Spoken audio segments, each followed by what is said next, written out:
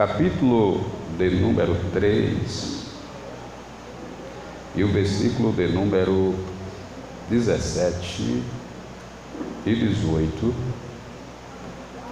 da segunda carta do apóstolo Pedro. Segunda carta de Pedro, capítulo de número 3, versículo 17 e 18 diz: Vós, portanto, amados, sabendo isto de antemão, guardai-vos de que, pelo engano dos homens abomináveis, sejais juntamente arrebatados e descaiais da vossa firmeza, mas antes crescei na graça e no conhecimento de nosso Senhor e Salvador Jesus Cristo. A Ele seja dada a glória, assim agora como no dia da eternidade. Amém. Senhor Jesus, muito obrigado por nos presentear com este momento, meu Pai, com o qual o Senhor nos dá o privilégio de estarmos aqui unidos e reunidos para meditarmos, para nos inteirarmos, para nos amadurecermos diante da Tua palavra, da Tua vontade, diante dos céus. Abençoa cada irmão, cada irmã. Que haja nos Teus filhos, meu Deus, uma disposição enérgica e poderosa, para que eles venham assim, meu Deus, ter a disposição de fazer e realizar a Tua obra na terra. Este é o meu pedido, assim venha, Pai, e a todos abençoe, em nome de Jesus. Amém. Deus abençoe, podem sentar.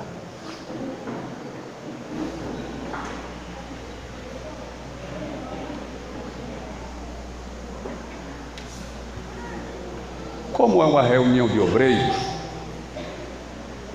e eu procuro sempre trazer uma palavra de motivação, despertação e orientação, eu quero começar esta minha fala falando de um momento acontecido por um dos maiores brasileiros, chamado Ailton Senna. Todo mundo aqui, se não todos, mas a maioria já ouviu falar de Ailton Senna, o maior piloto de Fórmula 1 da história do mundo. Não teve ninguém maior do que Ailton Senna. E, se eu não me engano, foi em Tóquio, não lembro o ano, ele estava em uma corrida, e se ele ganhasse essa corrida, o campeonato já estava garantido para ele. Só que quando ele foi saindo do grid, na hora do sinal verde, o carro dele apagou, desligou. E se você não sabe, eu pesquisei, para você ligar um carro de Fórmula 1, não é como um carro normal que você abre a chave, espera ali 5 segundos para a gasolina ir para lá a injeção, depois você liga o carro, depois espera mais uns 30 segundos, se o carro passou um dia parado, por o óleo circular pelas peças do motor, para não haver atrito de metal com metal, você vai gastar mais ou menos 1 minuto. No carro de Fórmula 1, para você acionar ele, é 1 hora. Para você ligar um carro de Fórmula 1, é 1 hora. Primeiro eles aquecem a água a 60 graus, para poder colocar água lá no setor de refrigeração do carro. Depois o óleo, ele faz um processo também com a máquina externa, retira e esquenta também o óleo. Isso aí já volta o processo. Depois é que vem, eu não sei o nome da máquina que eles usam, é tipo uma furadeira, tipo aquela máquina de tirar parafuso de pneu de caminhão, vem por trás como se fosse manivela, coloca ali e aciona para poder pegar o carro, dá mais ou menos 1 hora. Quando Ailton Senna vai saindo da largada, o carro apaga o fogo, desliga. Só como é uma lanceadazinha, ele permanece com o pé na embreagem, o carro pega embalo, e ele dá um tranco, o carro pega, mas já tem passado 13 carros na frente dele, ele agora é o 14º. Mas aí ele pisa. Na 12ª volta, um corredor italiano, eu não lembro o nome dele, desiste da corrida, o carro dá problema, e ele sai pisando atrás. Quem está na frente é um corredor chamado Alain Prost.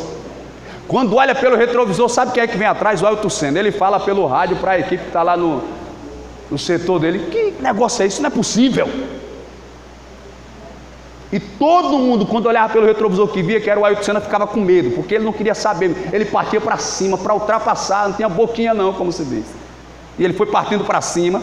Em uma curva que tem aquela parede de proteção perto da parte que eles param para trocar o pneu, ele bota por ali, ele passa e vence a corrida. É por isso que ele é Ailton Senna do Brasil, o maior piloto de Fórmula 1 da história. Só que isso, irmão, não é a coisa que acontece da noite para o dia, não. Ele começou naquela corrida de kart. Sabe o kart, aqueles carrinhos pequenininhos? Ele começou correndo ali, corrida de kart. E teve um dia que ele ficou em último lugar por causa da chuva. Era um dia chuvoso e ele ficou em último lugar na corrida de kart. Ele ficou triste, ficou indignado, ficou revoltado. Sabe o que era que acontecia? Toda vez que começava a chover lá na pista de kart, lá em São Paulo, se eu não me engano, ele corria para a pista e ia treinar sozinho, debaixo de chuva. Por isso, para ele não tinha negócio de tempo estiado, tempo chuvoso, não tinha não, porque ele se preparou e treinou para aquilo. Então, se alguém lá fora no mundo, e a Bíblia diz que os filhos das trevas são mais prudentes do que os filhos da luz, por que é que nós não procuramos nos aprimorar para fazer a obra do Senhor? Para fazer a obra de Deus. Eu não sei se vocês viram, mas em uma entrevista coletiva, um jogador chamado Cristiano Ronaldo, que a maioria aqui sabe quem é, um dos melhores jogadores do mundo, já ganhou várias vezes a bola de ouro, já tirou em primeiro lugar várias vezes. Ele está em uma coletiva de imprensa. Coletiva é quando vem várias emissoras para entrevistar. Ali se coloca um painel, se coloca material para divulgar, para propagar, bebida, cerveja, refrigerante. Aí tem 2 garrafas de Coca-Cola. Ele olha para 2 garrafinhas de Coca-Cola, tira e diz assim: não bebam Coca-Cola, Coca-Cola faz mal, bebam água. Aí mostra a garrafinha com água. A fábrica de Coca-Cola em poucos dias perdeu 4 bilhões. Não sei se foi dólar ou foi real, provavelmente dólar de prejuízo. Em poucos dias, 4 bilhões de prejuízo. Mas sabe o que eles fizeram? Quando eles viram que estavam no prejuízo, sabe o que eles fizeram? Eles foram investir em água mineral. Porque como o Cristiano é um grande influenciador, e o que eles falam, o que eles usam, como eles vivem aquilo ali, influencia as pessoas. Então, se ele falou que a água era bom, o povo passou a beber água. A Coca-Cola foi olhar e tirou o prejuízo da Coca-Cola vendendo água, irmão. Porque se fosse eu e você, ia ficar choramingando, reclamando, se lastimando, dizendo que foi culpa de Cristiano Ronaldo, a nossa empresa está quase quebrando, está quase, já perdemos 4 bilhões, estamos perdendo mais. Mas não, é o segredo desse povo, irmão. É o segredo de quem tem sucesso, é que não olha para o problema, procura solução. Não procura quem é culpado, procura solução. Esse é o segredo, irmão. É aqui onde está a essência da vitória, da bênção e do milagre. Mas por que que essas empresas têm essa força? Por causa de uma coisa chamada marketing, ou propaganda, numa linguagem mais simples. Propaganda. Porque se você não sabe, a Coca-Cola, segundo alguns comentários, ela ainda é pior do que a soda cáustica. A Coca-Cola ainda é pior do que a soda cáustica que você usa para desentupir banheiro, desentupir pia, tirar ferrugem. Ela é pior.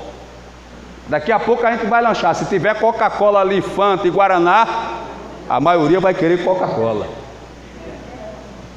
E é capaz de dar briga. Epa, esse aqui é meu, você já tomou. Mas como é que a gente vai brigar por uma coisa que é veneno? Sabe o que é isso? Propaganda, irmãos. Eles apresentam esse produto como se fosse o melhor produto do mundo, como se fosse uma coisa boa, de qualidade, que faz as pessoas comprarem e beber com alegria. Por que é que eu digo isso? Vou dizer por quê. Porque nós, irmãos, que somos os representantes do Evangelho, apresentamos o Evangelho, apresentamos Jesus e apresentamos a igreja como se fosse a pior coisa do mundo. A gente apresenta o Evangelho, a igreja e até mesmo Jesus como se fosse a pior coisa do mundo. Nós causamos nas pessoas, irmãos, uma repulsa, uma rejeição e até nojo pela igreja. As pessoas às vezes sentem nojo, raiva da igreja. Por quê? Porque nós apresentamos a igreja como se fosse uma coisa ruim. Isso com as nossas palavras, com o nosso testemunho, com o nosso comportamento. As pessoas olham para a igreja e veem a igreja como uma coisa. Por quê? Porque nós, os representantes da igreja, nós apresentamos a igreja, apresentamos o evangelho e apresentamos até Jesus como se fosse uma coisa ruim. Isso nós fazemos, irmãos, às vezes talvez de forma inocente, porque talvez você diga assim, mas pastor, é porque na igreja tem pessoas, preste atenção, na igreja tem pessoas, então essa pessoa não é a igreja. Então você não pode culpar a igreja por o comportamento de uma pessoa, ou de duas ou três, ou seja lá quantas pessoas forem. Então isso é o que a gente precisa despertar, irmãos.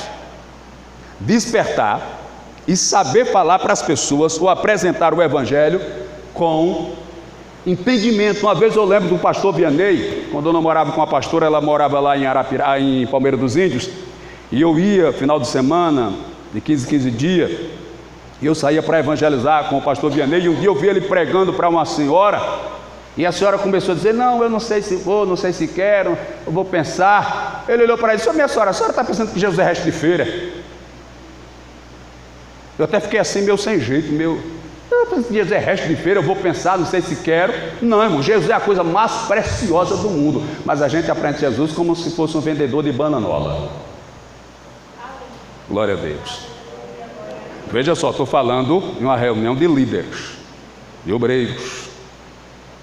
Porque para mim, uma das principais características, eu disse isso para alguém por esses dias, a principal característica de um líder é aquele que consegue apaziguar, é aquele que consegue pacificar. E desde menino, eu sempre gostei de ver desenho, quando era menino, desenho do He-Man, do Thundercat, Caverna do Dragão. Quem é mais da minha idade aqui? Misericórdia, só tem. O senhor da minha idade está no meu time aí, tá vendo? Novo aqui não lembra não. Mas aí, nesse desenho, sempre tinha um líder, alguém que era o responsável e tudo, e aquilo acabava entrando na minha mente, na minha infância. Mas o que eu observava era que aquela pessoa que tem uma vocação para liderar, uma das principais virtudes dele é saber apaziguar, é saber acalmar as pessoas, é saber pacificar. Porque criar a confusão, irmãos, todo mundo cria. A gente, quando era menino, via o cabelo de um, cabelo de outro, quem não tirar é cafanhoto, fazia uma risca no chão, quem não apagar é medroso. Aí o camarada ia na onda, engolia a corda, quem nem cacimbão, assim ele dizia, batia para cima, colocava a mão na frente, costa aqui, tirava a mão, cuspia na cara, tapa, cobria. Então criar o problema, criar a briga é a coisa mais fácil. Eu quero ver você criar a paz, criar a união, entendeu? Esse aqui é onde está o segredo. Então o líder é aquele que quando vê as coisas se alterando, perdendo, calma irmão, coxa, deixa pra lá, pai, isso é besteira. Oxe, não, meu irmão, não, ele não é assim não, pai, isso aí foi um vacilo, foi um descuido, tenha calma, esfria a cabeça, vai dar tudo certo. Mas aí não, tem gente que chega e coloca lenha na fogueira, meu irmão, e é o negócio da beleza.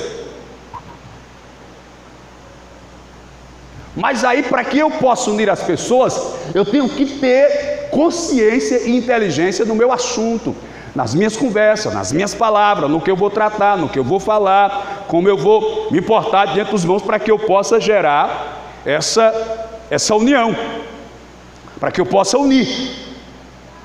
A Bíblia diz em Provérbios: 6 coisas Deus aborrece e a 7ª Ele abomina. Alguém lembra? Qual é a 7ª coisa que Deus abomina? Quem semeia contenda entre os irmãos. É uma coisa que Deus abomina. 6 Ele aborrece, e a 7ª Ele abomina. Quem semeia contenda entre os irmãos, quem causa divisão, discórdia. Ora, Jesus Cristo disse, irmão, que nenhuma casa, cidade ou reino dividido vai conseguir subsistir. Porque Jesus expulsou um demônio, aí disseram, ele está expulsando o demônio pelo poder de Beelzebul, o príncipe do demônio. Aí ele disse, Satanás expulsa Satanás, por quem vos expulsa vossos filhos? Porque se Satanás está contra Satanás, como ele vai subsistir? Nenhuma casa, cidade, nem Satanás, nem ninguém subsiste dessa forma, irmão.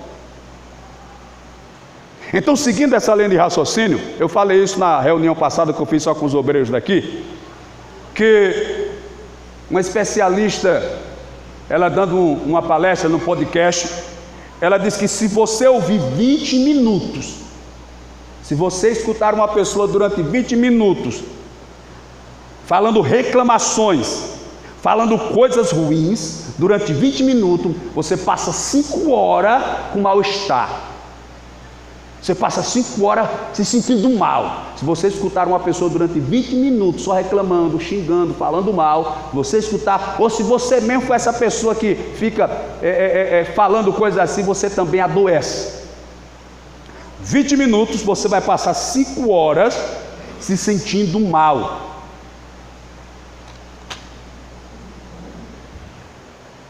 Só que 5 horas, irmãos, 5 horas, em 5 horas, dá tempo do marido trair a mulher trair o marido, dá tempo de você entregar o departamento das irmãs, o departamento dos jovens, dá tempo de você dizer que não quer mais sair da igreja, dá tempo de você se desviar, dá tempo de você tomar veneno, dá tempo de você se focar. 5 horas de mal-estar. Que aquilo vai ficar ali corroendo durante 5 horas. É por isso que às vezes você é colocado para fazer uma obra, para assumir um trabalho, assumir uma responsabilidade na igreja, aí você fica todo animado, que maravilha, agora eu vou trabalhar na obra, vou participar da obra, vou ser útil na obra, e você chega todo animado, aí você chega perto de alguém, aí alguém chega para você dizendo assim, tu agora vai ser o responsável pelo evangelismo, hein? Tu agora vai ser responsável pela senhora, ih, tu nem sabe. Ah, eu já tomei conta disso aqui, minha irmã. Isso aqui ninguém ajuda não, isso aqui ninguém chega junto não, tu vai sofrer mais. Entendeu? Quem é que fica animado assim, meu irmão? Na hora a pessoa desmonta, irmão. Na hora a pessoa se assusta. Quando eu fui dirigir a primeira congregação, lembrei disso agora,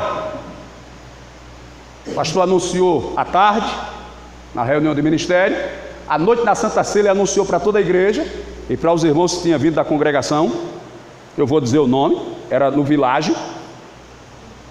Diácono Cícero Dantas, fique de pé.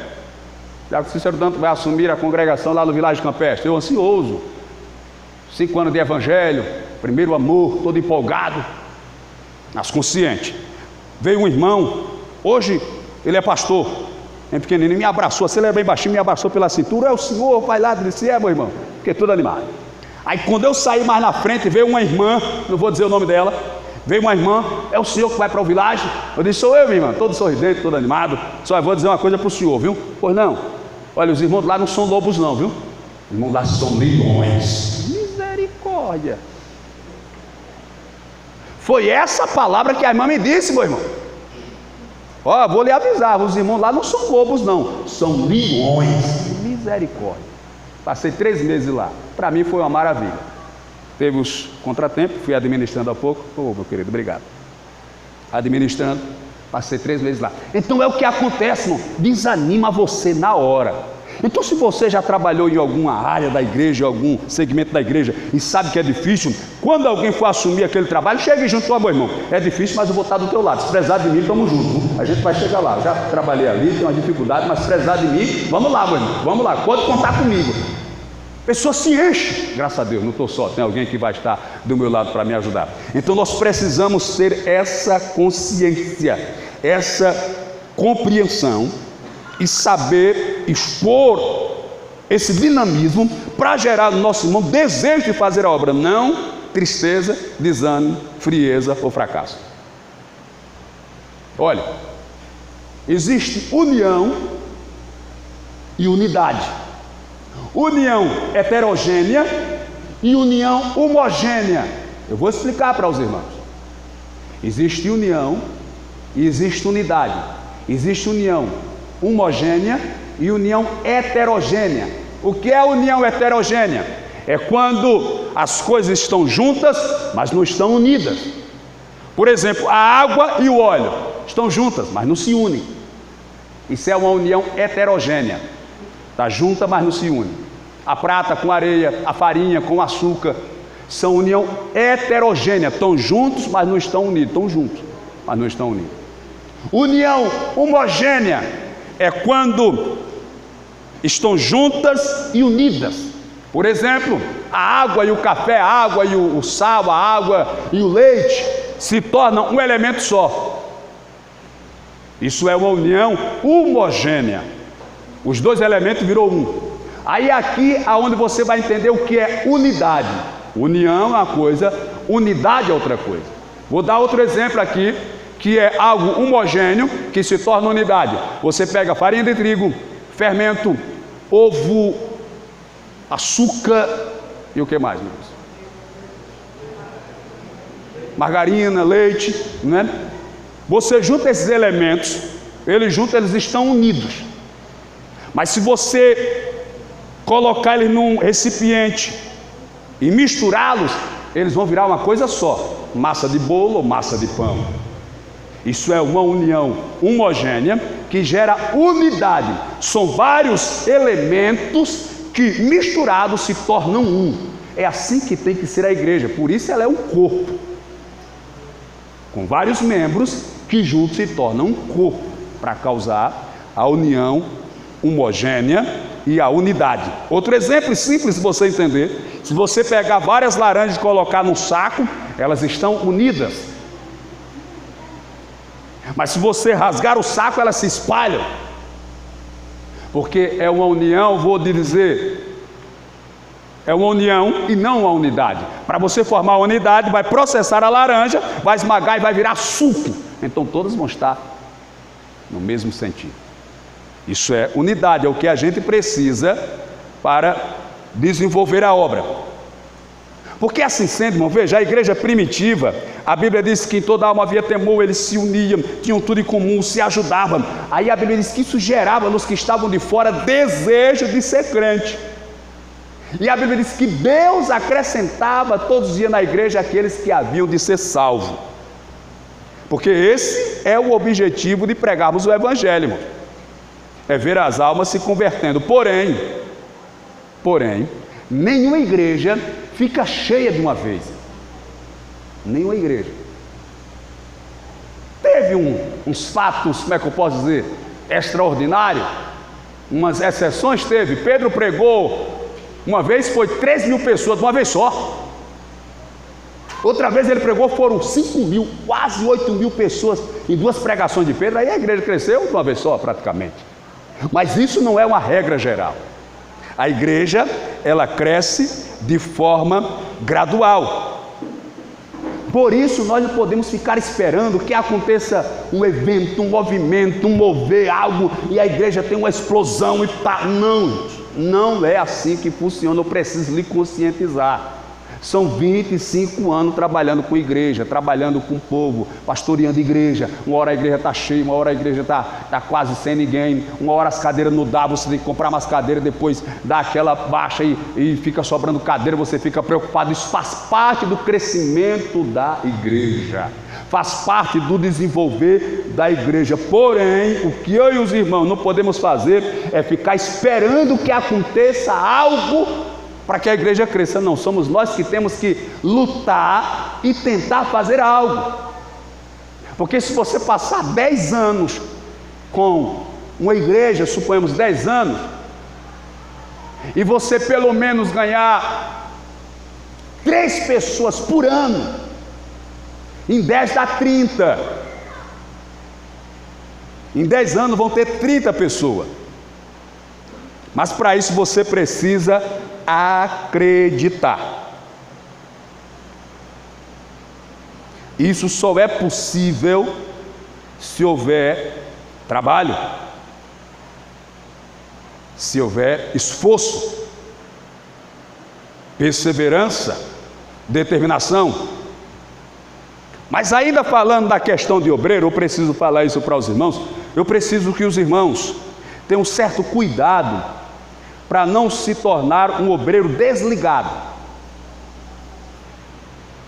Eu não estou com esta palavra querendo exigir, forçar ou obrigar o amado irmão, o querido irmão, a de forma forçada a ter esse comportamento. Não, cada um tem um temperamento, Cada um tem a sua forma de atenção, um tem déficit de atenção, outro é muito atento e ligado, mas você precisa ter esse cuidado para não...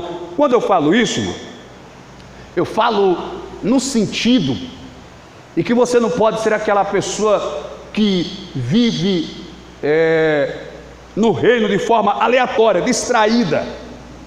Você precisa estar focado para que haja um desenvolvimento no seu chamado. Eu vi muitos obreiros ficarem para trás na minha trajetória. Vi muitos obreiros ficaram para trás. Eu me converti, eu tenho para mim que foi no dia 23 de novembro de 1993. Mas eu fui dar uma olhada no calendário lá no Google, que foi o dia de domingo, ou foi o dia 21 ou o dia 28, porque o dia 22 era o dia que a prima da minha esposa fazia aniversário, e eu fui para a igreja, era um sábado, e estava tendo um aniversário de 15 anos, não fizeram o convite, eu fui para casa, disse, mas amanhã eu vou de novo. Aí eu fui de novo no outro dia, que era um domingo, mas aí eu não sei bem, era final de mês, então foi o dia 21 ou o dia 28. No dia 1º de abril de 94, 5 meses depois, eu estava descendo das águas. Foi nesse dia que Deus me batizou com o Espírito Santo, irmãos. Não tinha pregador pregando, não tinha cantor cantando, não tinha ninguém orando. Foi simplesmente um geograu que fizeram uma peça. Eu acho que vocês já viram. A peça que aparece Jesus, 2 anjos e tal, e ele começa a chamar as pessoas. Fulana vem. Mostra as mãos. Fosse fiel, no pouco, entra no reino do teu Senhor. Aí por último chama uma lá que não quer se levantar, está escondendo, vem com a roupa manchada. E foi, eu só sei que foi nesse momento que Jesus me batizou com o Espírito Santo. E eu quase rasgo a Bíblia. Eu só não rasguei porque era uma Bíblia de couro com zip. Aleluia! Mas quase rasga. Foi muito bom. E é muito bom. Mas aí quando eu me converti, meu primeiro professor era o Wellington, irmão do pastor presidente. Depois teve o Emerson, que era porteiro e também foi meu professor. Tinha o Zenildo, que era porteiro. Tinha o Marcos Cleto. Tinha o Elinaldo. Tinha o Natan. O Natan hoje, se eu não me engano, é evangelista, é pastor. Continua. E tinha outros que já eram obreiros. Tinha um que era diácono, Moreira, já era um senhor já casado. E de repente eu passei na frente desses irmãos. Passei entre aspas.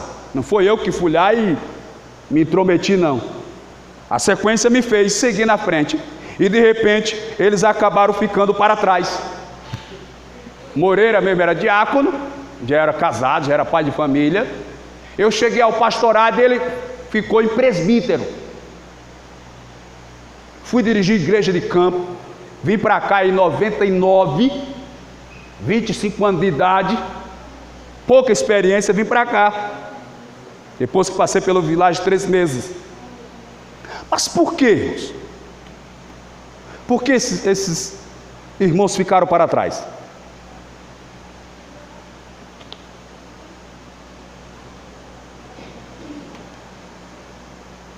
Olha só. Hoje o nosso ministério é pequeno.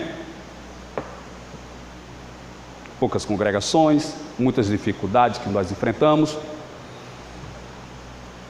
Então, nesse contexto, você pode se descuidar. Pode imaginar, não tem ninguém para ficar no meu lugar, não tem ninguém para me substituir, vou por aqui levando. Aí de repente o ministério cresce, aí a pessoa acaba ficando para trás e começa de repente a reclamar.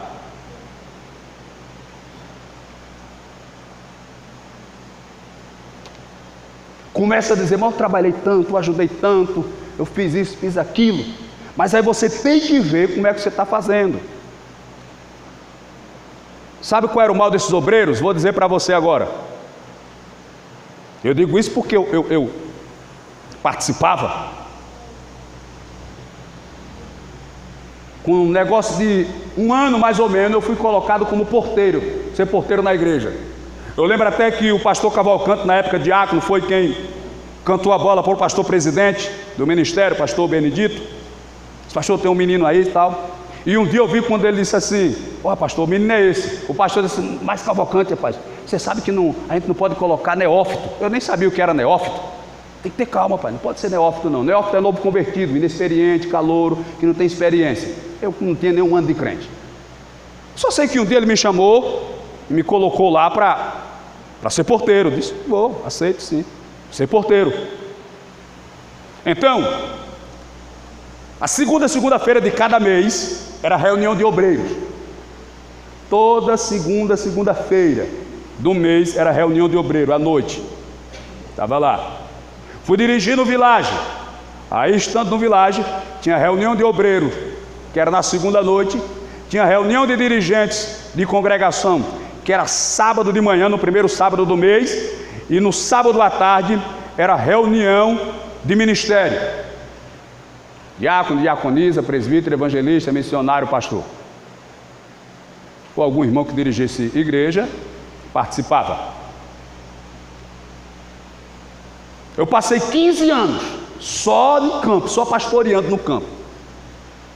15 anos, todo primeiro sábado do mês tinha reunião. E a gente aqui em Messias, ou até mesmo em União dos Palmares, como os irmãos sabem, pastor termina o culto, atende um, atende outro, chega em casa 11h30, meia-noite, vai dormir 1h, 2h da manhã. Quando era 5h da manhã eu tinha que me acordar. Tinha aquele despertador que tinha antigamente, não tinha celular, aquele despertador que tinha um botãozinho amarelo. Você marcava ali, puxava a orelhinha, quando era 5h, titinho, titinho, era um tal de titinho. Você se acordava, os olhos ardendo, vermelho. Quando não tinha chuveiro elétrico, de manete, esquenta uma água aí para tomar um banho. Na verdade, irmão, porque eu conheço uma irmã que ela morava na fazenda, foi para o médico logo cedo, se acordou 4h pouca da manhã, quando jogou o caneco de água fria na cabeça do tanque, ficou cega na hora, porque o corpo estava quente, ela jogou água fria, choque térmico. Mas depois ela recuperou. Aí parti, irmãos. Vezes eu ia doente. Teve uma vez que eu fui, eu tenho problema de enxaqueca, eu desci do ônibus, parece que 2 ou foi 3 vezes para vomitar, passando mal. Desci ali no Zé Tenório, desci uma vez, por detrás tinha um pé de azeitona lá, fiquei lá por trás, vomitei, esperei um pouquinho, respirei, veio outro ônibus, eu entrei no coletivo, ônibus cheio, dia de sábado, o povo indo para a praia, aquele ônibus lotado, eu cheguei lá, ali no Barro Duro, por ali, deu de novo aquele mal-estar, desci, vomitei, como já estava perto, aí ia passando um táxi, eu peguei o táxi, fui para a reunião. Por 2 vezes saí daqui de Messias para Maceió de bicicleta. E até o Village, o pastor Manuel, na época auxiliar, ele trabalhava de vigilante, era próximo da casa dele, ele de bicicleta, ele pegava vale. Eu sabia que lá ele me arrumava para ir de lá, porque eu não ia enfrentar o Jacinti de bicicleta. Mas daqui para o Village fui 2 vezes, porque não tinha o dinheiro da passagem. Fui sozinho, sem saber andar de bicicleta direito, não levava uma chave, se quebrasse alguma coisa, se o pneu furasse, se arrebentasse, eu não sabia ajeitar e eu ia sem dinheiro. Se quebrasse, meu irmão, ou para lá ou para cá, ia ser a pé. Fui 2 vezes. Mas aí eu via lá o pastor reclamando, por que o obreiro está faltando na reunião, por que o obreiro não... Olha, meu irmão, no dia de vir para a reunião, você pode estar fazendo ouro em pó, não serve para mim, eu quero você aqui na reunião.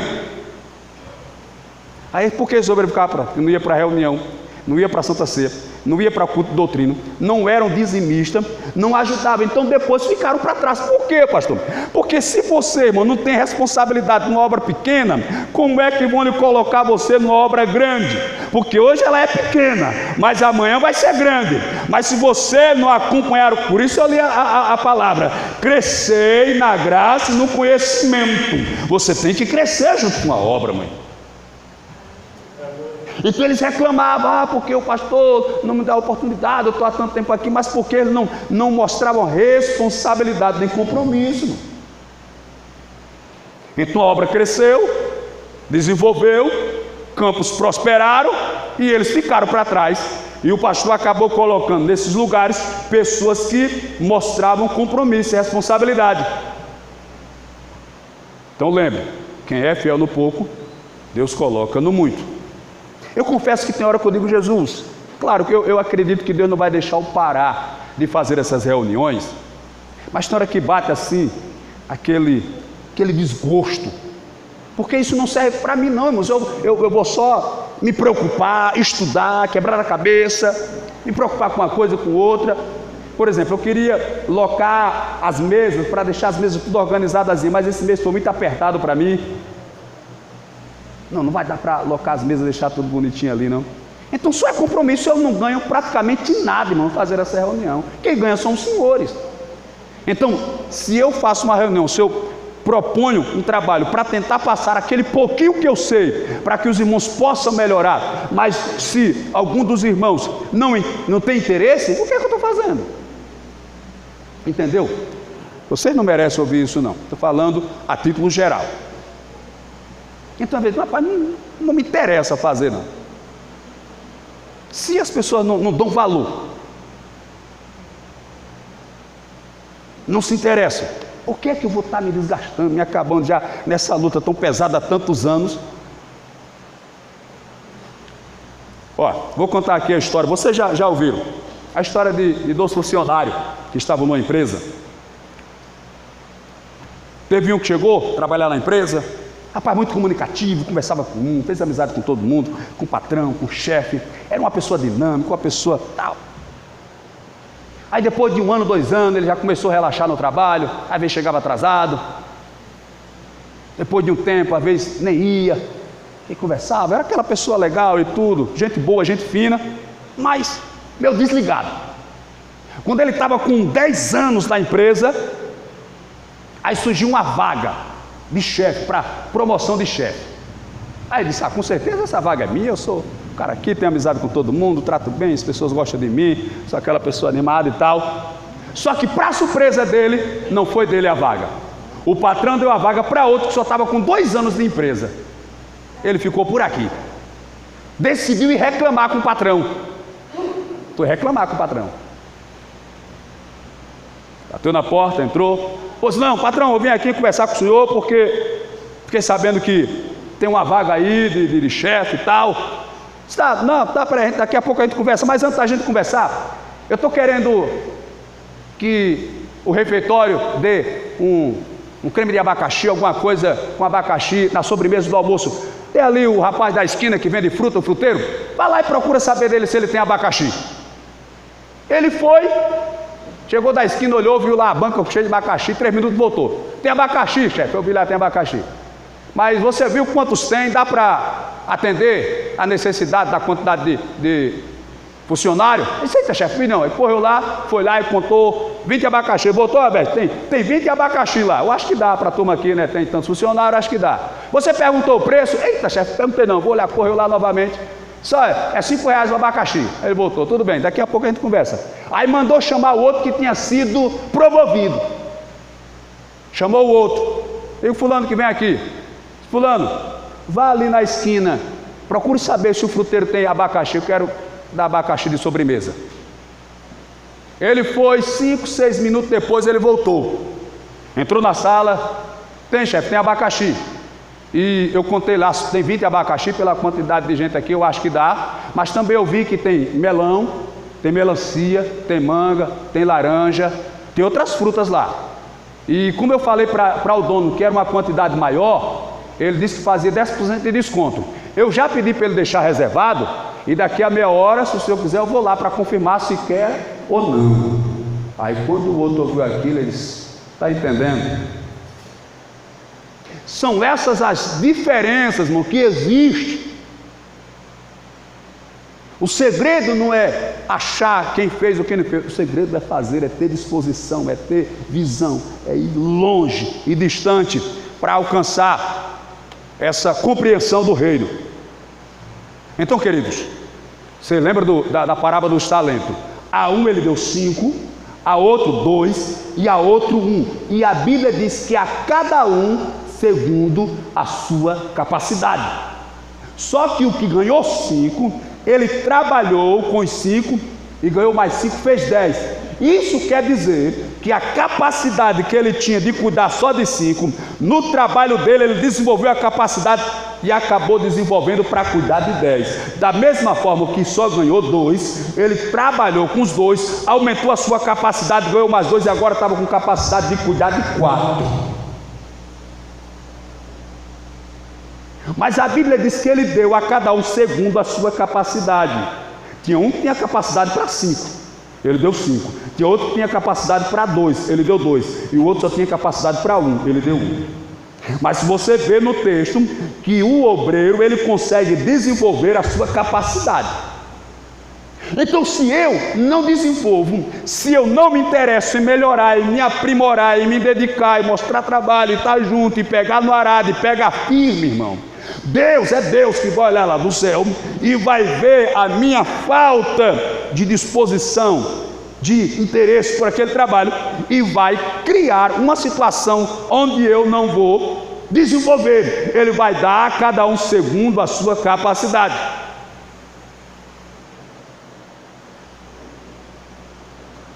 E o segredo de crescer está na Bíblia. Se eu falo o crescimento do reino, o Senhor falou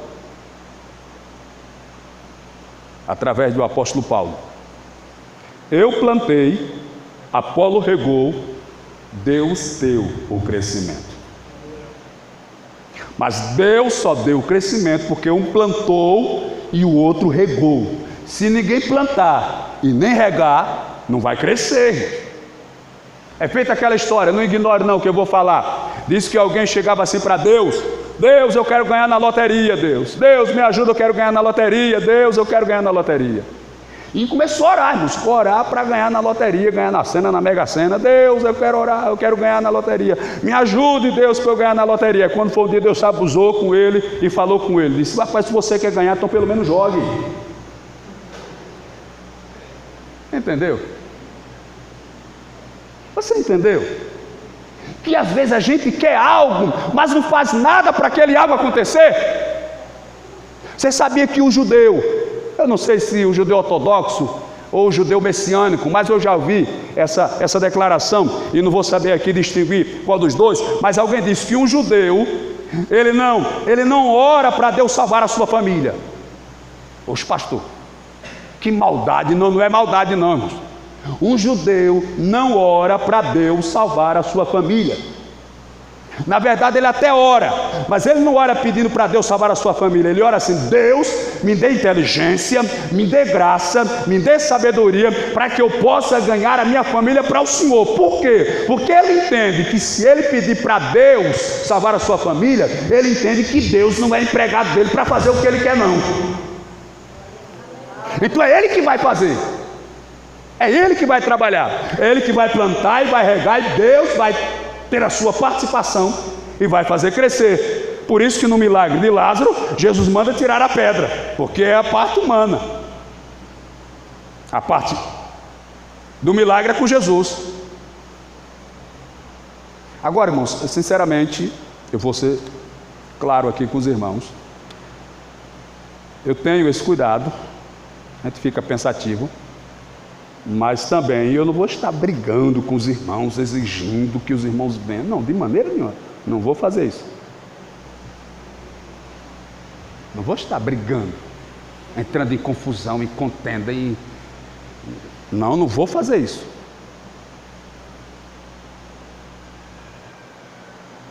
Os meus pastores nunca precisaram fazer isso comigo. Nunca precisaram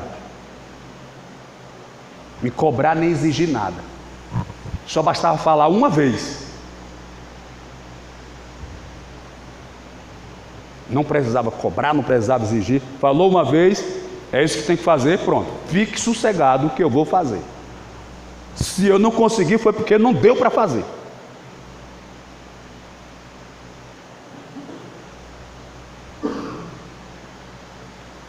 Olha, outra coisa interessante que eu preciso falar para os irmãos. Existe a sede, existe o presidente, que pode ser eu ou pode ser outra pessoa. Presidente não é uma pessoa, é uma instituição, é um cargo, os irmãos entendam isso. Mas se as congregações não tiverem compromisso com a sede, eu lhe pergunto: para que está servindo a sede e para que está servindo o presidente? Se as congregações não têm compromisso com a sede, qual é a função então da sede?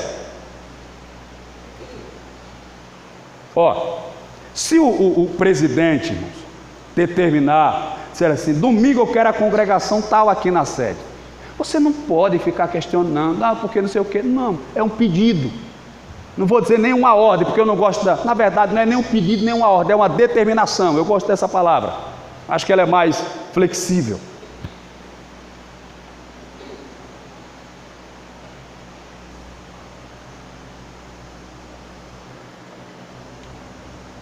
Então os irmãos têm que ter essa consciência. Eu não preciso, irmão, estar me matando, me acabando, querendo. É a mesma coisa de querer ensinar peixe a nadar ou a voar. Não faz sentido para mim. Então os irmãos precisam ter essa consciência. Isso não é vaidade, não é soberba. Isso é a forma de enxergar. Se algum dia você quiser fazer um primeiro andar, ou uma casa com segundo ou terceiro andar, aqui nós temos pessoas que trabalham nessa área, você sabe que você tem que cavar fundo, fazer uma base sólida, robusta, com diâmetros volumosos, com ferros grossos, que é para poder suportar o peso. Agora, se você quer fazer uma casa simples, térrea, não precisa nem fazer coluna nem nada, só o tijolo simples mesmo. Agora ali em cima você não pode construir mais nada, não pode crescer mais nada, porque não aguenta. Então, quanto mais grosso é a base, é o ferro da base, mais estrutura esse prédio tem para crescer. Não, você não entendeu, mas eu vou melhorar. Se uma árvore ela tem um tronco fino, ela não pode crescer muito, irmão. Para a árvore crescer muito e suportar vento, suportar os galhos frutíferos com o peso do fruto, ela precisa ter um tronco grosso. Eu estou dizendo que a sede, ela é a base para que as outras congregações se estabeleçam, se firmem. Se você não tiver consciência, eu disse isso pastor Vianney, quando eu estava me desligando de Madureira. Senhor pastor, eu vou me desligar de Madureira, essas questões que estão acontecendo estão me incomodando. Eu nunca falei mal do meu presidente e desde quando eu faço algum comentário meu desagradável, isso não é do meu perfil, não é da minha índole, eu não estou gostando, eu prefiro me afastar para não gerar nenhum conflito, nenhuma situação, vou me afastar.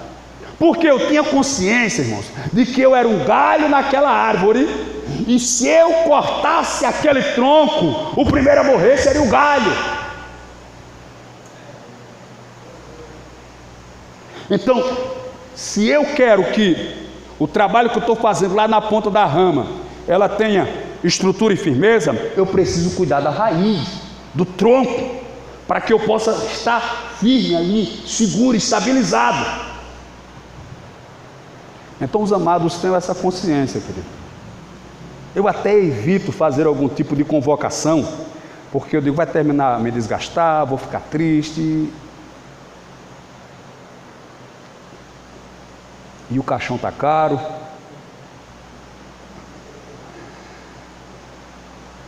Então, querido, olha, se a sede determinar, não é a sede, é a instituição, é o cargo, não é o pastor. Por falar nisso, irmãos, ó, quando o pastor presidente chega numa congregação, não chegou o visitante, não, chegou o pastor da igreja, viu? Repito, porque se assim não for, não faz sentido você presidir o ministério, presidir as congregações, entendeu? Não faz sentido. Não faz sentido.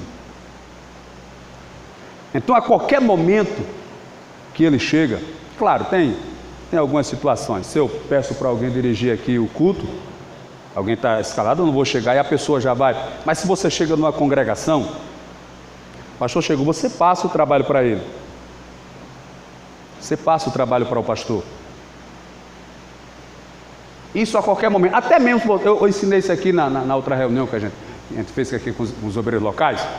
Se você está dirigindo um culto e aquela congregação tem um dirigente, um pastor local, e ele lhe escalou para dirigir o culto, aí tem alguém que veio aceitar Jesus, ou alguém que passou mal na hora do culto e precisa de uma oração, ou alguém que no meio do culto quis aceitar Jesus, ou chegou a hora da oferta, você quer que alguém ore pela oferta, irmão?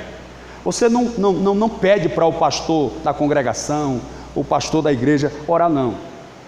Ou você ora, ou você pede para outra pessoa. Se você quiser que seja o pastor da congregação, ou o pastor presidente ali, se você quiser que seja ele, você vai fazer o seguinte: eu vou passar o trabalho para o pastor, e ele vai orar aqui por essa pessoa que está aceitando Jesus, ele vai orar pelo dízimo, pela oferta, ele vai orar por essa pessoa que está passando mal. Estou passando o trabalho para ele. Ele vai orar, e claro, inteligentemente, que a regra é essa, ele vai orar e vai dizer: eu retorno o trabalho para o dirigente do culto, e você vai seguir o culto. É a mesma forma se você chegar em uma congregação, está em festa, ou o culto, o pastor chegou, o pastor está com a direção do trabalho. Ele vai falar 2 ou 3 minutos, precisa mais que isso. Se ele for o pregador da noite, mesmo assim, ele vai falar 1 minuto ou 2, retorna o trabalho para o dirigente da congregação, e no final, o dirigente passa para ele pregar, ou se tem outra pessoa para pregar, se faz os trâmites normais para que isso aconteça.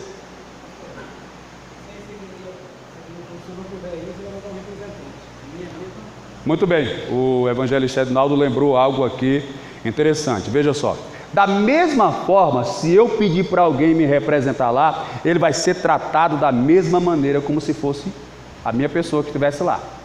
Entendeu? Eu vi, meu irmão, o pastor presidente de Madureira pagar o mico, como a gente diz, em uma convenção. Não era uma reunião assim não, uma convenção estadual, com todos os campos de Madureira aqui e pastores que vieram de fora. Aí o pastor Manuel Ferreira mandou o pastor Manuel, eu não lembro o sobrenome dele, representá-lo. Você vai me representar lá, pastor Manuel? Ele chegou, pastor, começou o devocional. Olha, eu falo isso porque é por isso que é bom você vir para uma reunião. Eu volto já para esse assunto, mas veja só, por que isso é coisa assim? Se você chegar no canal, você passar o culto para mim, eu não vou pegar o microfone e vou atropelar o culto, tem uma programação, tem tudo, não vou fazer isso não. A gente tem a compreensão, entendeu? Mas é a forma certa. Não passar o trabalho para o pastor, ele vai saber o que vai fazer, ele não vai atropelar o trabalho, nem vai, não, de maneira nenhuma.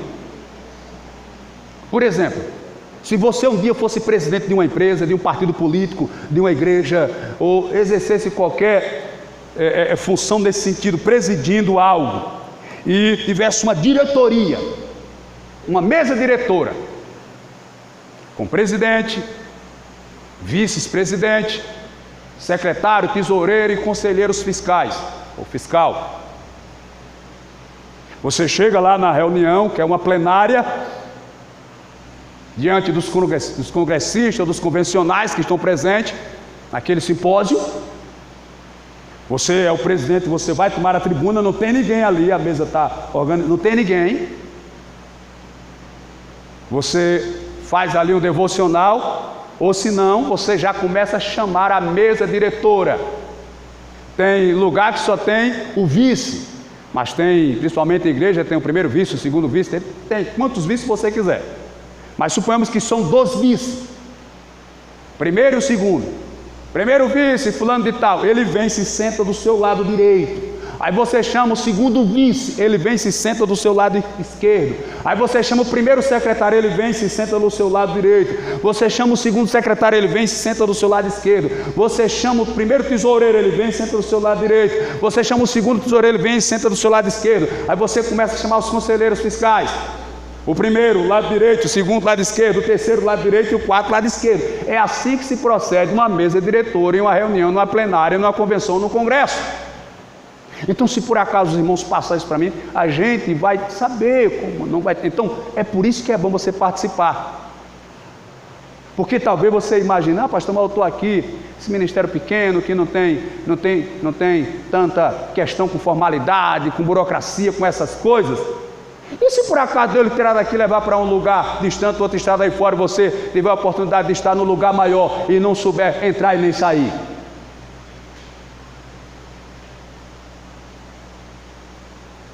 Eu sei pouca coisa, mas o pouco que eu sei, eu consigo administrar a igreja desassombrado.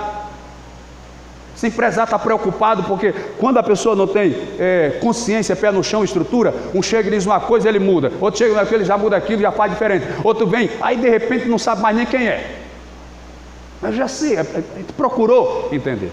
Então eu vi, é por isso, voltando aqui ao assunto do evangelista, eu vi quando o pastor começou o devocional e tal, aí falou, e o irmão lá, o pastor Manuel lá. Aí chegou o primeiro horário, primeira parte, primeira plenária.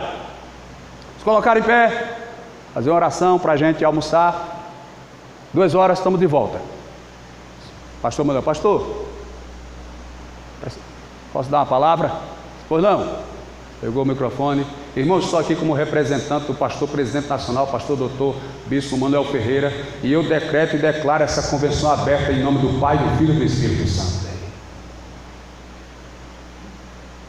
Todo mundo assim, entendeu?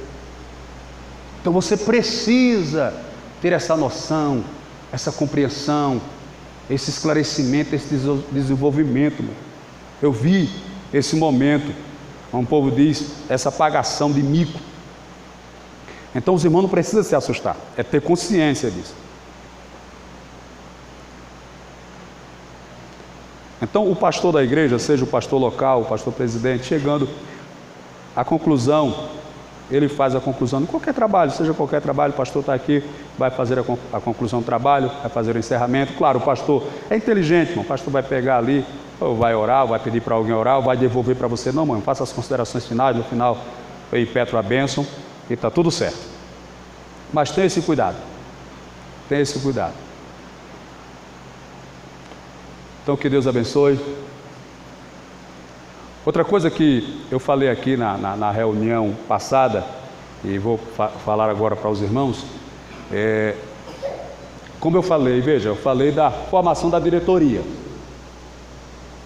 A presidência fica no centro, do lado direito, primeiro vice, lado esquerdo, segundo vice, do lado direito, primeiro secretário, lado esquerdo, segundo secretário, e assim sucessivamente. E eu queria até fazer também essa observação. Pode ser numa festividade, alguma coisa. Então os irmãos precisam deixar tanto a cadeira do pastor como a cadeira do pregador reservada para aquele momento. Você pode até colocar uma placa de reservado, alguma coisa, para não gerar algum desconforto. E por falar em pregador, eu peço até aos irmãos também que tenham um certo cuidado. Eu estive falando com alguns obreiros sobre essa questão, falei com o evangelista Edinaldo, falei também com o pastor Adinaldo, acho que com o evangelista Carlos, que a gente precisa ter um certo cuidado. Por quê, pastor? Vou lhe dizer por quê. Existem pregadores, você já deve ter visto em algum lugar, que eles às vezes querem, sei lá, dar uma de bonzão, não sei como é que é, e às vezes eles querem humilhar o pastor da igreja. Então cuidado com o que vocês chamam para pregar. Às vezes eles querem ganhar fama, nome, que são isso, e é porque eu não tenho medo do homem, eu falo na cara. Não. Às vezes é um pastor que você não sabe a história, quanto aquele pastor ralou, sofreu, quantas lutas, quantas decepções, frustrações, passou. Quem fazia muito isso, segundo eu ouvi falar, era aquele Napoleão Falcão. A maioria aqui, acho que uma boa parte já ouviu falar Napoleão Falcão. Isso era da época de 90, agora ele não está tão em evidência. Metia o dedo na cara dos pastores quando estava pregando. Aí aqueles pastores de idade já sofrido, que às vezes já vai para o culto, às vezes com... Tem pastor que vai para o culto, meu irmão, com o remédio de coração, o remédio de pressão, vai ali debaixo de lutas, debaixo de prova, de dificuldade, vai para o culto, preocupado com dívida, com isso, com aquilo, às vezes fica ali no culto só a graça de Deus. Aí o pregador, não, porque esses pastores, esses obreiros, não sei o quê. Gera tudo.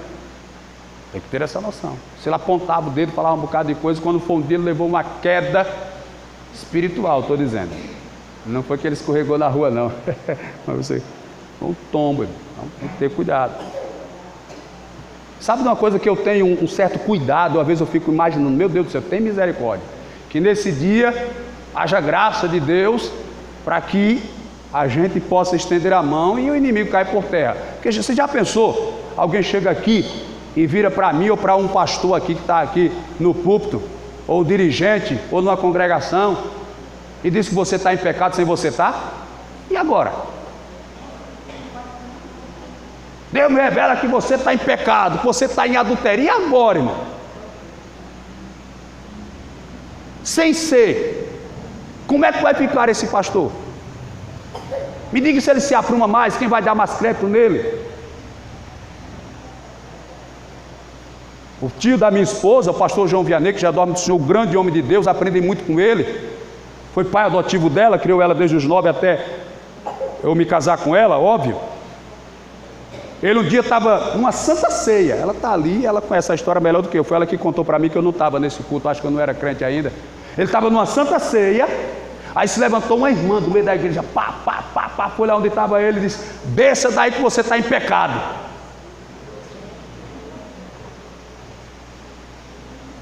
Voltou, se sentou e ele continuou lá. Ela veio marchando de novo, pegou no braço dele: desça daí, sua adúltera, se você comer do meu corpo, beber do meu sangue, você sai daqui morto.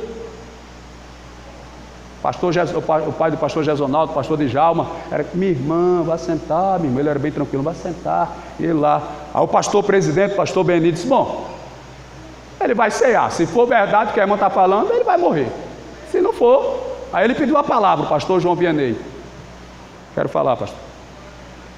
Eu vou cear, mas eu não vou cear para provar nada para ninguém. Eu vou cear porque eu vim para cear. Eu tenho a minha consciência tranquila. Ele ceou e não morreu. Entendeu, mãe? O irmão estava dizendo que ele viu na internet não sei se foi uma irmã, foi um pregador, começou a pregar. No meio da pregação ele disse: Deus está me revelando que tem alguém aqui no público que está em pecado. Poxa, o pastor se levantou na hora e pegou o microfone: irmão, você tem que dizer agora quem é que está em pecado. Você tem que dizer agora quem é que está em pecado. Porque você joga assim, o que é que vão pensar dos pastores aqui, tudinho? Vai ficar todo mundo olhando: quem é? Será que é aquele? Ih, rapaz, eu acho que é aquele é meio assim. Ou não, acho que... Ela disse: não, mas Deus não me disse quem era não. Então não foi Deus. Então você tem cuidado. Pô, não, diácono Valdemir.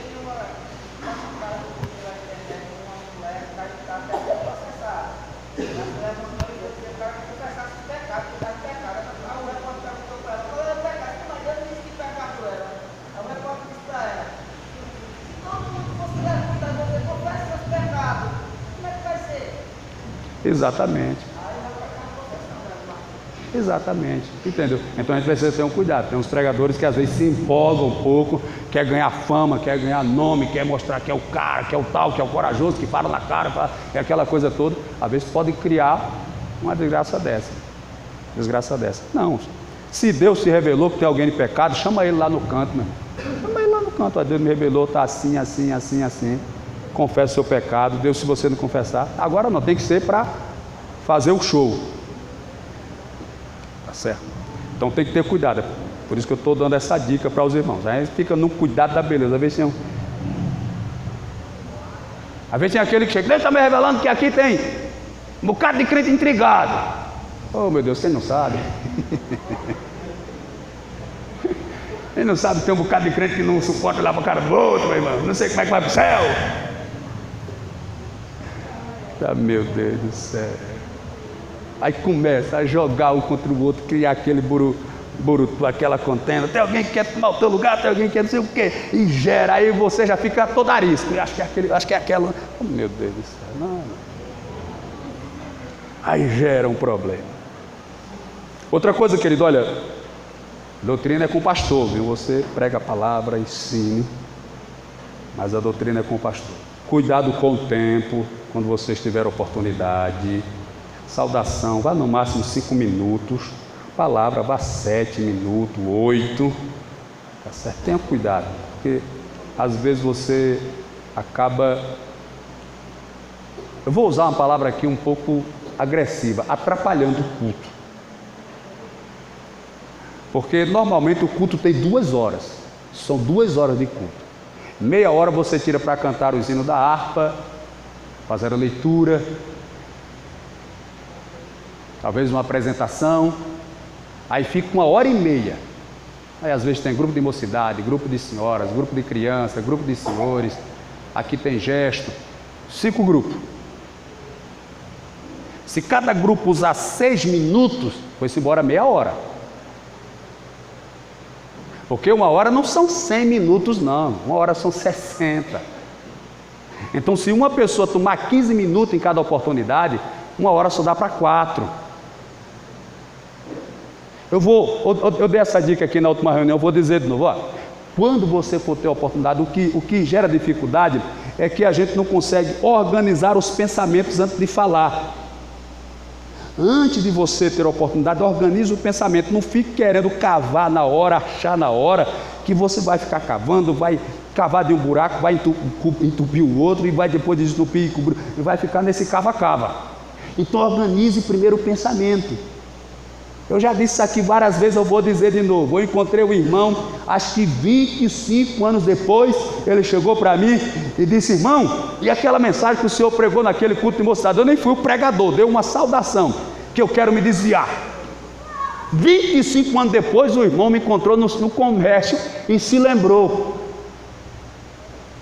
O dirigente da mocidade me deu a oportunidade para dar uma saudação, novo convertido, todo empolgado. Eu li lá em Êxodo 3:14, eu sou o que sou, assim dirás os filhos de Israel, eu sou, me enviou. Mas aí eu li o texto e disse assim para a igreja: irmãos, eu tenho vontade de me desviar. A igreja se espantou, parou, gelou. O Marcos Cleto estava de porteiro nesse dia, que ele foi escalado para a mocidade. Ele disse: não é possível, vocês são pregando e o povo não está dando glória. Não, não é assim não, quando vocês são prega, o negócio é bom. Aí ele botava a cabeça pela janela e disse: glória a Deus, é isso mesmo. E eu dizendo: irmão, eu quero me desviar. Quando eu estou em casa eu tenho vontade de me desviar. Quando eu vou trabalhar, me dá vontade de me desviar. E o pior, irmão, quando eu chego na igreja, aí é que dá vontade de me desviar. E todo mundo parado assim. A Gemima, que era irmã que estava dirigindo o culto, ela olhando assim com os olhos abugarados, porque eu sempre fui aquela pessoa animada de escola bíblica, evangelismo. Eu tocava na banda, cantava no coral, ia para o evangelismo, e tudo que tivesse eu estava ali dentro, todo animado e tal, aquela coisa toda. Aí parou todo mundo assim. O Cissão quer se desviar, me chamava-se de Cissão, não sei porquê.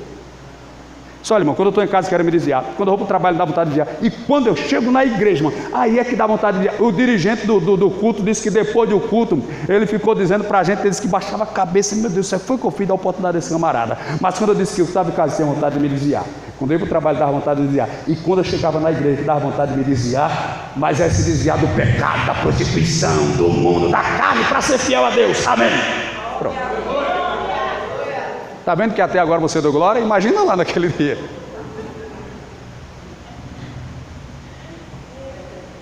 Era assim. Então, é só organizar o pensamento. Você saber o que vai falar no começo, no meio e no fim. Se você organizar o que vai falar no começo, o que vai falar no meio e o que vai falar no fim, você vai organizar se é uma palavra para 5 minutos, para 10 minutos, para 20 minutos, para 1 minuto. É só saber organizar, você vai falar e vai ser muito mais proveitoso. Glória a Deus. Ó, os cultos têm as suas características, os irmãos já sabem disso, mas eu preciso relembrar. Os cultos têm a sua característica: culto evangelístico, culto de doutrina, círculo de oração, santa ceia. Cada um desses cultos tem os hinos certos para você cantar, a palavra certa da leitura e a mensagem certa para esses cultos. Cada culto tem a sua individualidade, se eu posso assim dizer, as suas características. Culto de pregação, culto público, culto de portas abertas, você vai cantar o hino 15, o 154, hinos evangelísticos. Círculo de oração, você vai cantar hinos de oração. No jardim, Jesus Cristo clamava. Culto de Santa Ceia, vem cear. Cada culto tem. E tem a leitura específica para cada culto. Você tem que saber, cada um, qual vai ser o adequado para aquilo ali. A mensagem para aquele culto. Existe coisas, irmãos, que a gente precisa ter eu não sei se é. Eu acho que depende das pessoas. Os irmãos não ignoram não, eu vou falar, estamos numa reunião de obreiros, eu vou falar.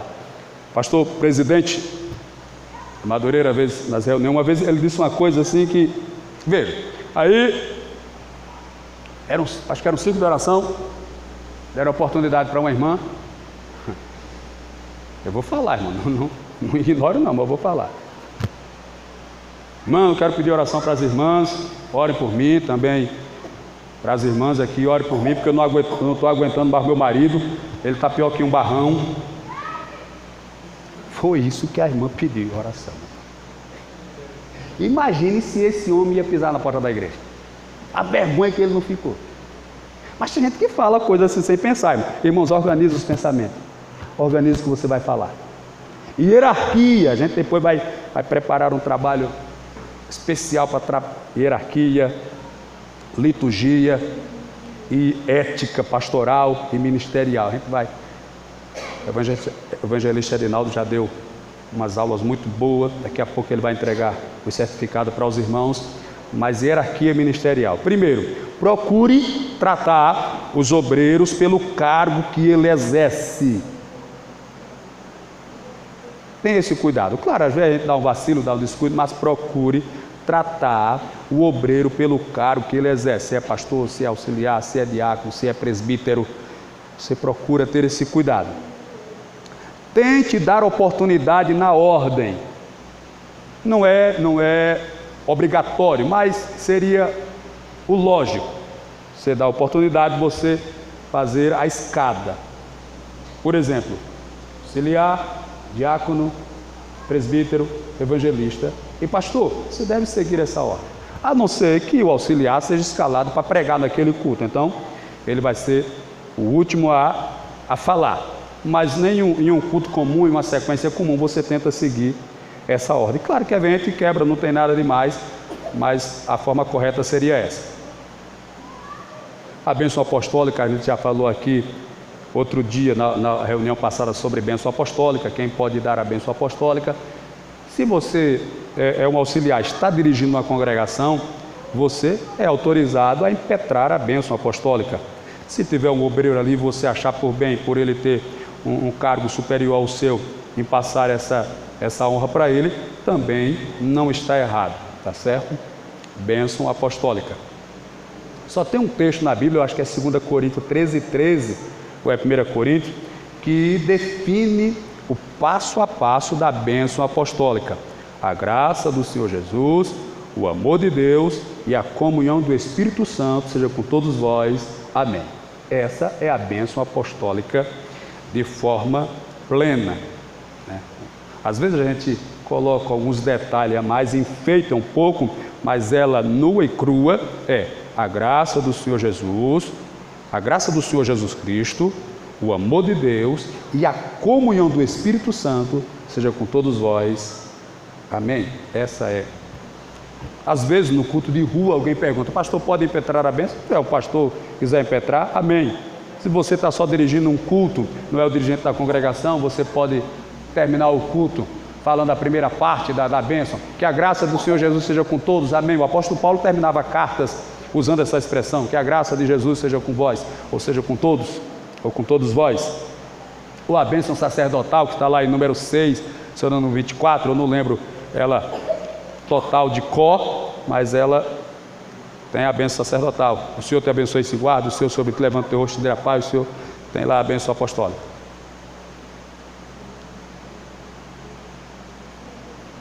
Então, que Deus abençoe os amados irmãos. Santa Ceia.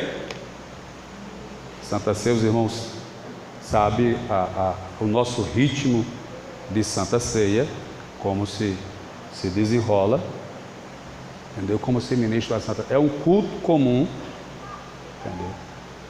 Comum entre aspas, só que depois, claro, você vai ter, ainda até conversou outro dia, vai ter todo o segmento dentro daquele contexto, os hinos dentro daquele contexto, a palavra dentro daquele contexto, seguir todo aquele ritual para você ministrar a Santa Ceia. Uma coisa interessante, o evangelista Edinaldo disse que lá em São Paulo ele fala de um jeito, aqui a gente fala do outro. E a gente até estava conversando, e ele disse que um dia a irmã foi servir o pão. Eu achei até engraçado, mas é coisa para a gente orientar os irmãos.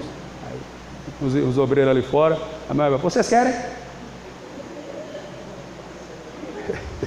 Meu Deus do céu, e a hora do lanche?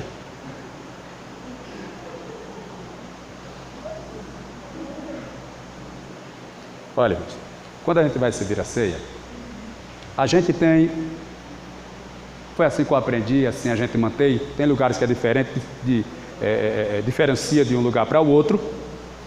Tem lugar que tanto eles esperam a hora de todo mundo comer o pão junto, como também todo mundo pega o cálice e fica esperando para tomar todo mundo junto. Tem lugar que você pega o cálice, toma da mesma forma, já pega o pão todo mundo na mesma hora e come o pão. Como eu aprendi nas Assembleias de Deus de Madureira, a gente consagra o pão, parte o pão, convida os diáconos, diaconisa, vem aqui, avisa a igreja que quem não tiver em comunhão, quem não for crente, quem não for batizado nas águas não pode cear, e os irmãos vão e servem. Depois que todo mundo pega o pão, aí o pastor vai determinar a hora de comer o pão. Jesus Cristo reuniu os discípulos no cenáculo, tomou o pão, deu graça, partiu e deu a todos, dizendo: tomai e comei, esse é meu corpo que é partido por vós. Pronto. Podeis comer em nome de Jesus. Já o vinho que a gente toma na hora, não pega para esperar, é o nosso padrão, é a nossa forma. Então quem vai servir, os diáconos, a diaconisa, tem que esperar o pastor dar autorização, já que os irmãos já vão tomar na hora. Então pega a bandeja, vai aguardar o pastor dizer: semelhantemente, depois de haver ceado, tomou o cálice, dizendo: este é o cálice da nova aliança, o meu sangue que é derramado por vós, bebamos dele todos em nome de Jesus. Então a irmã, o diácono e a diaconisa vai e serve aos irmãos após essa autorização. E voltando aqui ao início, a gente acabou que perdendo um pouco essa prática, mas quando a gente ia servir o pão ou vinho, o diácono ou a pessoa que está servindo, ele diz: esse é o meu corpo que é partido por vós. Eu não sei se lá eles falavam, o senhor também já ouviu assim, dessa forma. Então o diácono ou a diaconisa que está servindo, ou qualquer pessoa que está servindo, na hora que estende a bandeja com o pão, ele: esse é o meu corpo que é partido por vós. Você pode falar, a gente tinha esse hábito, com o tempo foi se perdendo. Na hora do vinho: esse é o meu sangue que foi derramado por vós. Essa é a expressão que a gente usa. Então os irmãos vão treinando isso, entendeu? Você não vai gritar no pé do ouvido das irmãs. Porque quando eu sirvo aqui os pastores, eu falo, só que eu falo bem suave, que às vezes ele nem percebe, bem sutil mesmo, entendeu? Os irmãos podem falar. Onde pegava: esse é o meu corpo partido por vós, do vinho. Esse é meu sangue que é derramado por vós. Entre esse ato. Não chegue dizendo: vocês querem não, viu?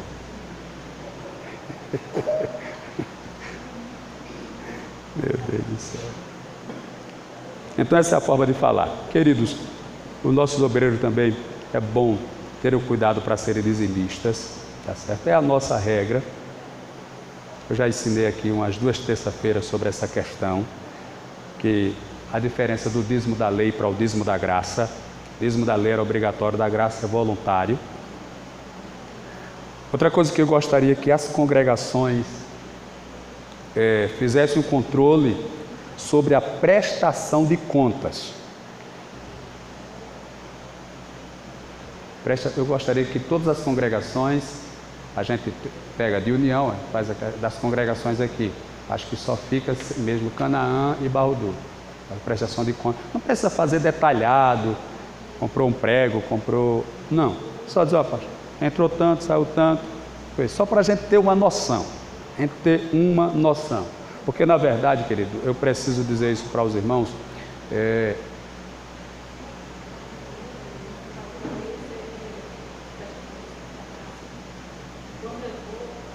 tá certo, a pastora está dizendo que lá no Barro Duro os irmãos sempre passam o relatório, então me avise, me informe. Eu perdi o raciocínio agora. Então, querido, na verdade, um dia o pastor Marco Feliciano, ele foi registrar a igreja que ele abriu, e ele conta isso numa pregação. Ele disse que quando chegou lá, o rapaz da Receita perguntou: quem é o responsável pela igreja? Aí ele, para dar uma de espiritual, disse: é Jesus. Sim, então me dê o CPF dele aí, vai. Ele ficou todo sem graça, porque na verdade eles pedem o CPF porque eles precisam que tenha alguém responsável, que responda por aquela instituição, por aquela igreja, entendeu? Então, como lá está o meu nome, está o meu CPF como representante, então preciso ter essa consciência, porque qualquer coisa, você lá na congregação, vou usar uma expressão aqui, não ignore, você pode pintar e bordar, mas ninguém vai lhe procurar. Se por acaso acontecer algum BO, vão procurar a mim, entenderam? Então, por isso que a gente precisa ter esse cuidado, precisa ter essa... Sim, o secretário foi quem fez lá o... Entendeu? Então, sobra para a gente. Cobrança ou alguma multa, alguma coisa dessa natureza. Então, preciso que os irmãos façam esse relatório e passem com a gente. Outra coisa que, até falei isso lá com o pastor Adalto União, tenham cuidado com reuniões na igreja. Tenham cuidado. Eu tive algumas frustrações com reunião. Quando eu estava pastoreando em Madureira, em Messias mesmo, todo mês eu fazia reunião, chegava no final da reunião, dizia: alguém tem alguma coisa para, alguma opinião, alguma ideia, alguma... Aí os irmãos começavam a falar, meu irmão, e ao invés de dar dica, começava a dar alfinetada nos outros. E aí a reunião terminava, irmão, era capaz de começar outra, aí... Não, é porque aqui tem obreiro, que não sei o quê, aí começava a alfinetar um ao outro. Eu pedia uma opinião, uma ideia, uma coisa, aí começava a alfinetar. Aí dava aquela tristeza, aí terminava a reunião, aquele irmão falou aquilo comigo, ele pensa que eu não sei não, aí ficava aquele mal-estar, aquela coisa toda. Então os irmãos tenham cuidado com reunião, que às vezes as pessoas não têm um certo controle, um certo equilíbrio para saber absorver o que houve, às vezes um cuidado de como vai falar e acaba gerando conflitos, discussões. Então tenham cuidado em reunião. Façam a reunião só se for necessário, só se for uma coisa de extrema necessidade. E eu disse isso uma vez para um obreiro: quando você for fazer uma reunião, só faça uma reunião, mesmo que você for cobrar alguma coisa, exigir alguma coisa, mas só faça se tiver também uma coisa boa para passar para os irmãos. Não faça só para querer cobrar, exigir ou até mesmo humilhar os irmãos, porque vai dar ruim, não vai ser bom. Glória a Deus. Queridos, olha só, no dia 28, 29, 30 e 1º de dezembro, vai ser a data das nossas festividades. 28, 29 e 30 de novembro e 1º de dezembro, tá certo? E a gente vai pedir uma ajuda de cada congregação. Eu queria trazer um cantor, alguém assim, mas é meio alto os valores, mas a gente tem algumas despesas, então a gente vai, na Madureira se fazia, e eram valores da época que ficavam um pouco pesados, mas a gente vai deixar cada congregação responsável por R$100. Cada congregação vai ajudar com R$100 para a gente ver os movimentos. A gente precisa, às vezes, trazer alguém para pregar, e precisa dar uma ajuda do combustível, uma coisa e outra, irmãos. E igreja, irmãos, igreja. A pastora, ela me deu ontem a lista do que eu tenho que pagar. Ela disse que era até segunda, mas eu tenho que olhar aqui o que é que eu posso deixar para depois. Mas ela quer que eu pague até segunda-feira R$150 de água, 277 de energia, mais 92 de energia da casa, mais R$500 lá do terreno, 102 de IPVA, 104 de uma multa. O aluguel da igreja do meio está atrasado, mas eu já falei com o dono que segunda-feira eu ia levar lá, que é mais 350, dá R$1.580, só 1.600. Isso é uma tacadazinha que acontece, oh, meu pai. E eu estava sem nada. A irmã pagou um voto quinta-feira de 200, saiu mais uns 100, mas aí estava sem mexura em casa, comprei R$30 de charque. Mas já acabou, viu, irmão? Não queira ir almoçar lá que não tem mais não. Só tem um pedacinho de nada, não dá nem para mim. Ô, irmãos, olha, eu estou no horário. É porque igreja, as pessoas não têm noção. E eu digo isso porque uma vez o pastor presidente de Madureira, ele fez uma cobrança numa reunião, eu chorei tanto nessa reunião, eu fiquei tão angustiado, irmão. Aí teve outro pastor amigo meu que pediu para falar, porque ele cobrou que as congregações estavam com a prestação de conta atrasada. Aí ele citou o nome de União, eu estava com o pastor União, eu fiquei com uma vergonha, eu fiquei triste. Mesmo assim eu não estava devendo, depois eu me justifiquei, foi aquela agonia. Aí o pastor, eu vou dizer o nome dele, vocês não vão saber quem é, o pastor Orlando, ele pastoreava em Paripueira. Ele disse: pastor, quero falar um negócio, pastor, eu sei que eu estou atrasado aí uns 2 meses de prestação de conta, não é porque eu estou passando uma dificuldade, o negócio lá não está bom, tal. Aí o pastor disse: mas rapaz, a sua igreja está rendendo mais de R$2.000, quase R$3.000, para vocês dizerem que o negócio não está bom. Mas só que o pastor presidente de Madureira, ele nunca foi pastor de campo, Nunca pastoreou um campo para ver as dificuldades. Ele foi pastor do ministério 20 e tantos anos, pastoreou na congregação, mas campo mesmo, pastor, no caso dele, tinha um salário já certo para ele separado todo mês. Pastor de campo é uma agonia. Aí quando foi o dia eu fui fazer a prestação de conta, lá na sede, ele estava lá. Enquanto o pastor estava, que era o pastor Wellington, que era o tesoureiro, estava atendendo o outro pastor, eu aproveitei, eu estava com relatório de quanto a igreja de União tinha rendido e quanto ela tinha tido de despesa. Aí eu aproveitei para esse pastor, olha a situação de União é essa aqui. Quando eu cheguei lá, irmão, a igreja estava rendendo mais ou menos R$1.000. Foi difícil, foi doído, irmão, foi angústia, você não imagina.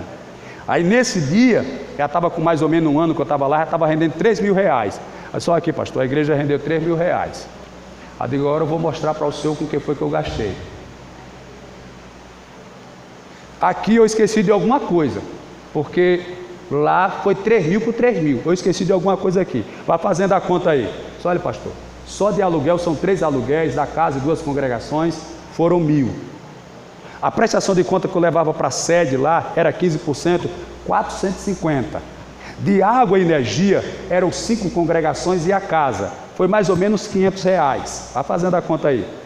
De água mineral e copo descartável para 5 congregações foi mais uns 150. Material de limpeza, que eram as 5 congregações, foi mais uns 150.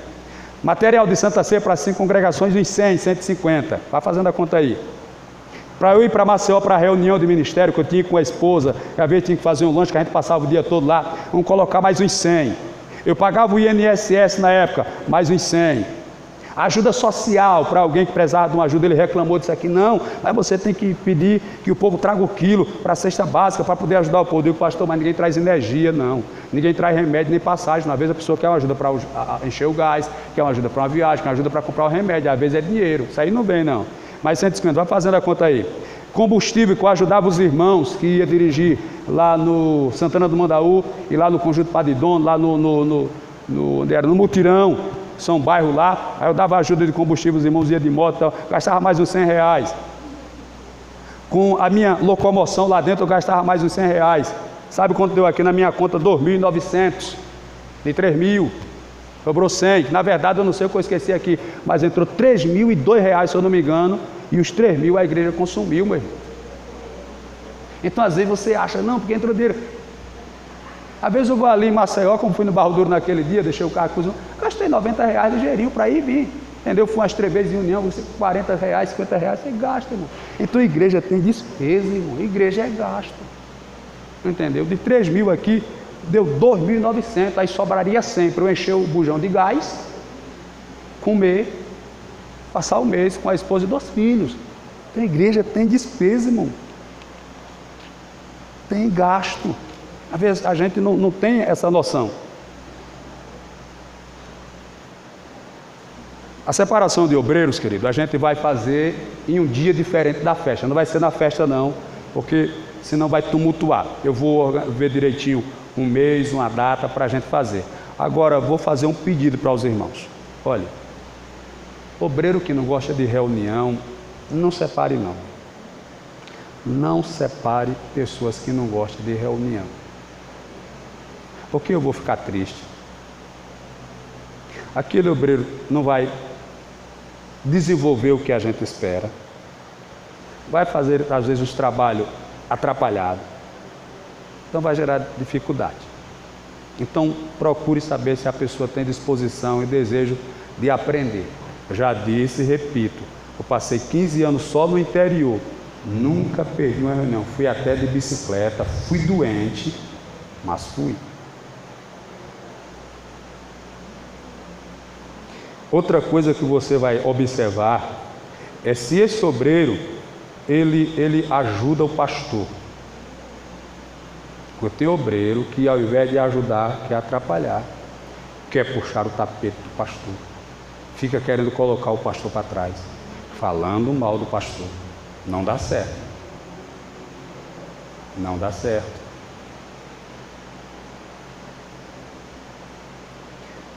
Então os irmãos têm esse cuidado. Querido, eu também falei aqui com os irmãos sobre algumas pessoas que se juntam na igreja Claro, se tem 2 irmãos na igreja, um irmão e uma irmã, óbvio, e eles decidem se juntar antes de se casar, ele tem que ser disciplinado, tá certo? Tem que ser disciplinado, é normal, é totalmente natural. Só que eu estava analisando que às vezes a pessoa, ela é crente, se junta com alguém, vai para o mundo, aí depois volta, com poucos dias, a gente começa a dar oportunidade a essa pessoa. E às vezes aquele que se juntou passa 6 meses, 1 ano, e a gente deixa ele lá esquecido e excluído. O que foi que a gente combinou aqui? Que quando um casal de jovem, de um irmão, uma irmã, se juntarem, vão ser disciplinados, sem dúvida nenhuma, terão que ser disciplinados. Depois de 6 meses ou 1 ano, se tiver algum motivo que impeça eles de casarem, a gente decidiu aqui que eles podem ter uma oportunidade para cantar um hino, ler um versículo. Eles não vão poder tomar ceia, principalmente, nem liderar, mas isso depois de 6 meses ou 1 ano, se eles demonstrarem que realmente estão conscientes que vão permanecer junto àquele casal, entendeu? Porque senão a gente acaba gerando uma injustiça, que alguém se dizia, vai para o mundo, volta amigado com o outro, e a gente dá a oportunidade, e aquele que a vez ficou firme ali, a gente dá um castigo pior, mais pesado do que o outro saiu. A gente, antigamente, irmão, quem não era casado de servimento não podia cantar em departamento, não.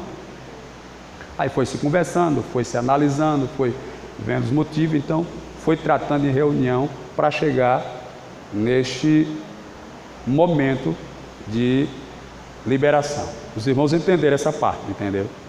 Tá certo? Quem dirige congregação, principalmente, vai entender. Todos os nossos cultos, eles são antecedidos por oração, tá certo? Todos os nossos cultos são antecedidos por oração de joelho. Alguém até perguntou na reunião passada se é lícito ou não, antes de começar o culto, colocar as pessoas em pé e fazer uma oração. Nem salve nem condena, entendeu? Não tem nada de errado, se alguém quiser fazer, não tem nada de errado, mas a nossa exigência é que antes de começar o culto, os irmãos orem de joelho. E eu mantenho esse hábito. Se eu estiver em um culto e não sou eu quem vai dirigir o culto, eu só levanto da oração quando alguém começar ali a cantar um hino ou der algum sinal. Antigamente era uma campainha, um sinozinho, tocava aquele sino. Eu trago mais o que eu aprendi com os meus pais na fé. Está todo mundo de joelho orando, aí você começa. Foi na cruz, suavemente, para não causar aquele alvoroço, aquele impacto. Então, a pessoa já sabe que terminou o período de oração, tá certo? Na hora da leitura, irmãos, na hora da leitura da palavra, levantou da oração, cantou 3 hinos, vai se ler a palavra. Nessa hora ninguém caminha, ninguém conversa, ninguém entra e ninguém sai. Obviamente que vai chegar alguém de outra igreja, vai chegar um novo convertido, alguém que não é crente, não vai ter essa noção. Mas a partir do momento que eles verem o comportamento da igreja, principalmente dos obreiros, que na hora da leitura fica todo mundo ali em reverência, em respeito, porque quando você está se lendo a Bíblia, irmãos, é Deus falando. Então na hora que começou a orar, terminou a leitura, foi orar, você pode entrar. Porque na hora da oração quem está falando é o homem para Deus. Na hora da leitura é Deus que está falando para o homem. Mas na hora da oração é o homem que está falando para Deus. Entendeu? Dá para os irmãos terem essa consciência. Dá para entender? Se eu estou orando aqui, Senhor meu Deus e meu Pai, abençoe os teus filhos, guarde. Você pode andar, você pode ir aqui e ali. É uma falta de respeito com a minha pessoa que está orando? Entendeu? Era para você respeitar. Mas se você tiver de escolher de respeitar a Deus ou me desrespeitar, me desrespeite, de respeito a Deus não. Então na hora que está lendo a palavra, é Deus que está falando. É por isso que na hora da pregação a gente pede para os irmãos permanecerem no seu lugar. Porque na hora que alguém está cantando, aquela pessoa está mandando louvor para Deus. Deus está parado e está ouvindo aquele louvor e recebendo aquele louvor. Na hora da pregação é Deus que está falando. Então nessa hora você deve manter-se no seu lugar, porque Deus está falando. Na hora que Deus está falando, Ele exige, não sou eu, é Deus que exige toda reverência, tá certo? Claro, na hora da leitura, na hora da mensagem. Outra coisa que eu sofro um pouco, mano, é com fundo musical.